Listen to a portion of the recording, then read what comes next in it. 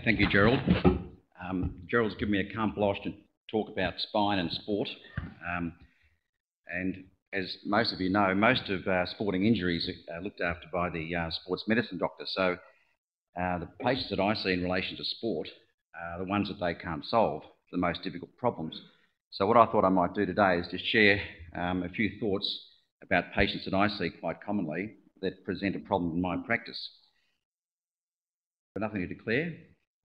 Australians love their sport, their contact sport, and contact sport generates all sorts of injuries.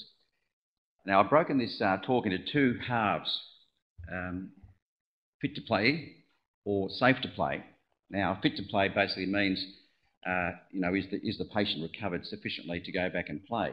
There's no issue about spinal cord injury if they go back to play. Are they going to sustain another muscular tear or whatnot? And when I get asked, when I see young males or females in their teens and early 20s who play a lot of sport, I'm always perplexed as to why there's so much mystery as to what the diagnosis is or why this person's still having pain or should they be playing sport. And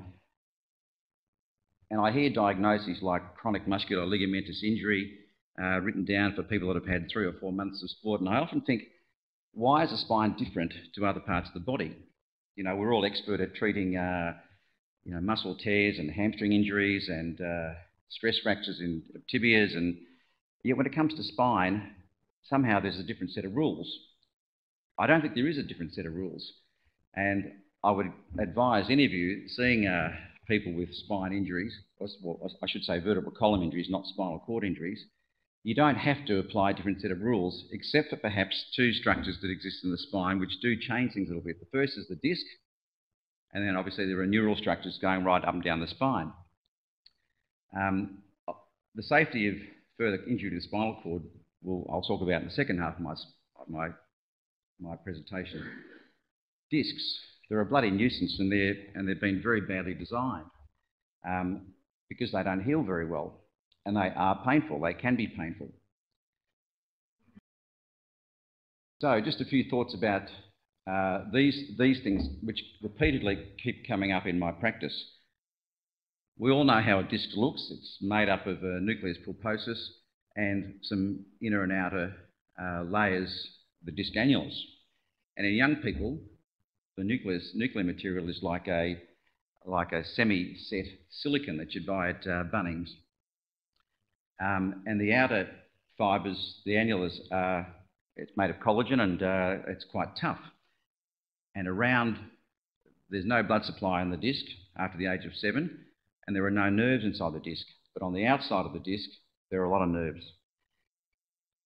Now, we've all seen these sorts of slides where you have a normal disc, and obviously we're all very familiar with the disc prolapse, which then goes on and leads to radiculopathy with the nuclear material jetting out. But with the advent of MRI scans, there's a creature that lives somewhere in the middle here. And I see a lot of young players with back pain who can't get back to playing football with these sorts of MRI scans. And you'll notice here at 4-5, a large annular tear, and you can see here. And when we operate on, I'm not saying that I'd operate on this patient, but when you operate on a disc prolapse, you often find that you can put your Watson chain dissector straight into the disc. There's a big hole there. And of course, a tear like that sets up an inflammatory reaction to the back of the disc, and chronic pain ensures. This is a very difficult problem to treat because they don't heal very well, and resting them doesn't help much. Injecting cortisone in there doesn't help much. Nothing seems to help very much. I don't have a solution to this creature. If you've got a young person who wants to play high-level sport with an X-ray like that with chronic pain, they have to back off. Rest is the only thing that seems to work, and obviously active therapies like Pilates or core stabilising exercises may help a bit. The other thing that I see a lot of in young people is spondylolisthesis and stress reactions. Young people coming with CT scans with an altered signal or an MRI scan or even a hot bone scan is the next stage. Once again, there's a misconception here when I was training as a registrar, I was always told that if a clinical feature of spondylolisthesis is hamstring spasm. And I've never really understood that, and I've looked through the literature to try and support that claim, and I put it to you that it's the other way around, the chicken and the egg. The people who get PARS reactions or spondylolisthesis have tight hamstrings, as you can see here. And here's a slide depicting a person who stands normally on the left and a person with a very tight hamstring. And when you watch some of our elite sportsmen, if you've got a tight hamstring there, you can just see what's going to happen to the pelvis. Every time they kick the ball through the centre of the big sticks, there's going to be a sort of an acute flexion injury to the lumbosacral junction. And in the end, one of two things has to go. They either bust their hamstring tendon off the ischium, and certainly that injury does occur and they get repaired, or they break the L5 PARS. Once you've got a reaction and changes which are painful, then you've got to treat them just like you would any other stress reaction. If it was a tibial stress reaction, bracing, complete rest. I do inject them with cortisone to try and help with pain. In other words, you've got to stop people from doing that and ruining their spines. So they're just some thoughts related to spondylolisthesis. I'll keep moving forward. The second part of my talk is to discuss this chestnut, spinal cord injury in sport. And obviously it's a very haunting issue. You don't want to see this on the football field, and it's obviously a big issue in rugby. In fact, a bigger issue in rugby than it is in football. When you see a young man brought to the hospital with this injury, it's an absolute disaster. Disaster for him, it's a disaster for the family, parents, and we can do this to fix the bones, but we can't fix the spinal cord. This is a picture of Neil Saxey, who's a very unfortunate fellow. The only cervical cord injury in AFL football at the elite level. We see a lot of community players with broken necks at the Austin Hospital, and the incidence comes and goes. We had a bad year about 5 years ago. We had four young people in 1 year. But at the elite level, the muscles are much stronger and they're better protected. Nevertheless, it did happen to Neil Saxey. That article that was in Medical Journal of Australia, published in 2005, was by Tom Taylor. And what they did is look at the database in New South Wales for spinal injuries, and these are the incidents that occur for the various sports that we enjoy. And you can see that union and league top the table by a factor of about 10. Aussie rules is down here, and surprisingly soccer. So you've got twice as much of a chance of breaking your neck and getting a spinal cord injury to play rugby as football, and football to soccer. So what do sports administrators do to try and reduce these injuries? Well, they modify the rules. And obviously in rugby, some years ago, they came down very heavily on spear tackles, and AFL in the last 2 years, sling tackling's been banned. And this is what I mean by a spear tackle, and in football, the sling tackle.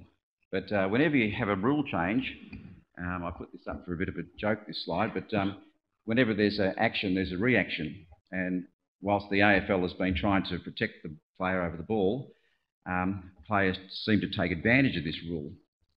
And that's Joel Selwood.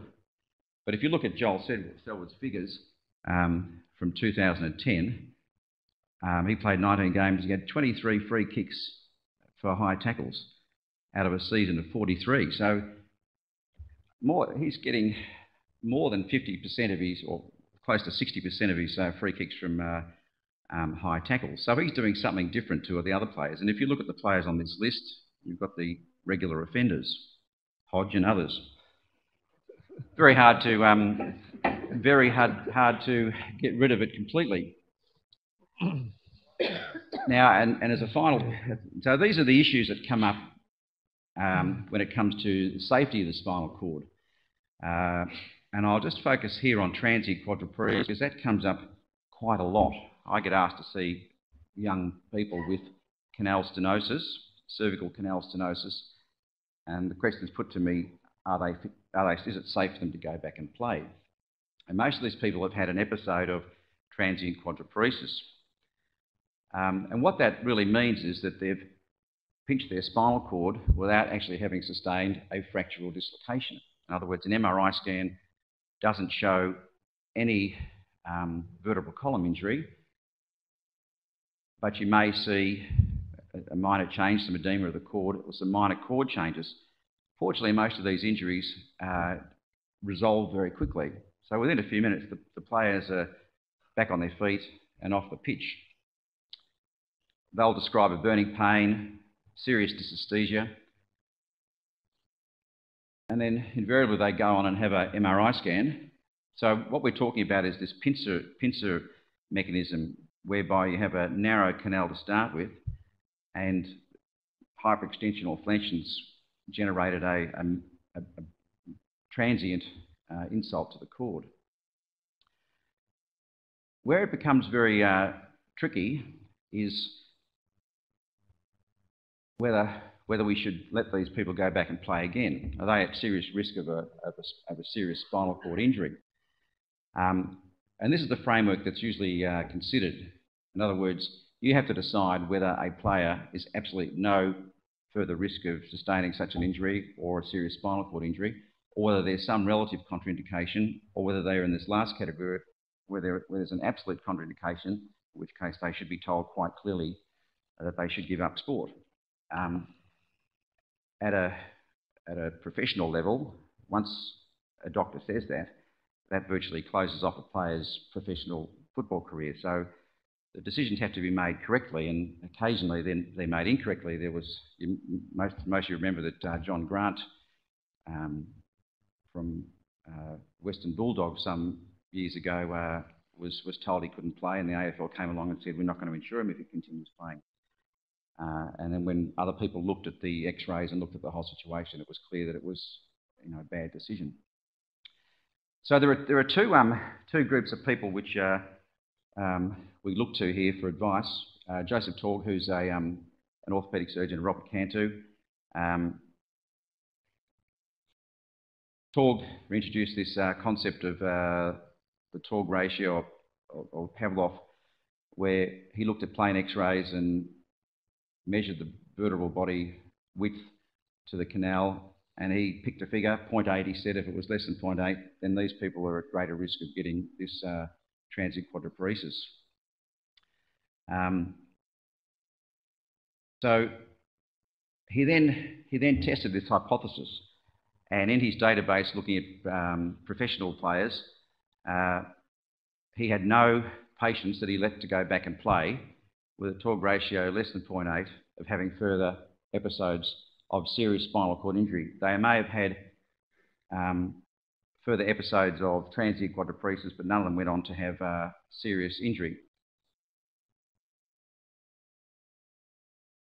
Cantu talks about functional spinal stenosis, where he's a neurosurgeon, and he's based his conclusions on the college football players. And by functional stenosis, he talks about this sleeve of CSF around the cord. So in other words, if the stenosis is so tight, then he says that's a risk to going on and playing sport. And where the two groups vary is that in Cantu's database, there were 3 examples of young people that went back to playing sport that had what he called functional stenosis that went on to have a serious permanent spinal cord injury. So when you read Cantu's writing, he takes a much sterner view of this whole thing, and indeed the neurosurgical community tend to follow Cantu's thinking, whereas the orthopaedic community tends to follow Torg's thinking. So this is where you have this divide. Anyway, I'm running out of time. So basically, these are just some diagnoses that I would have no concern about allowing to play football. If you have a patient with incidental congenital stenosis, Unless it was very, very severe, less than 0.7 to-org ratio, I wouldn't be concerned. If you've had one episode of transient quadriparesis and these features are present, I would still let them play. So in other words, a single level spinal fusion, ACDF, is not a contraindication to going back to play, even if you do have a slightly narrow canal. Even 2 episodes of transient quadriparesis is not an absolute contraindication, it's a relative contraindication. And then finally, you've got these people who have multiple episodes of transient quadriparesis. Obviously, it makes good sense to advise them to stop playing. All right, so I'll just finish up saying that with transient quadriparesis, permanent catastrophic spinal cord injury occurs as a result of fracture or dislocation of the cervical spine usually. It's very unusual that congenital stenosis in itself will put somebody, unless the stenosis is very, very severe, will put somebody at risk of spinal cord injury. And I think that if you're making a decision about somebody's playing future, you have to really be aware of the issues involved and think through the process very carefully, such that you don't shorten somebody's playing career unnecessarily. Thank you. Thanks, Peter.